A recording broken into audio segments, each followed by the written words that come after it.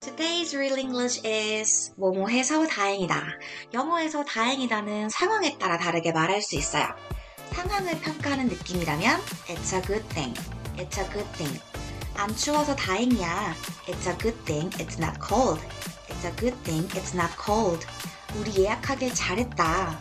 It's a good thing we made a reservation. It's a good thing we made a reservation. 맛있어서 정말 다행이다. It's a good thing it tastes good. It's a good thing it tastes good. 두 번째, I'm glad. 이건 내 감정을 중심으로 하는 다행이다예요. 내가 다행이거나 혹은 감사함을 느끼는 상황이죠. 내가 안 추워서 정말 다행이야. I'm glad it's not cold. I'm glad it's not cold. 우리 예약하길 잘했다. I'm glad we made a reservation. I'm glad we made a reservation. 맛있어서 정말 다행이다. I'm so glad it's good. I'm so glad it's good.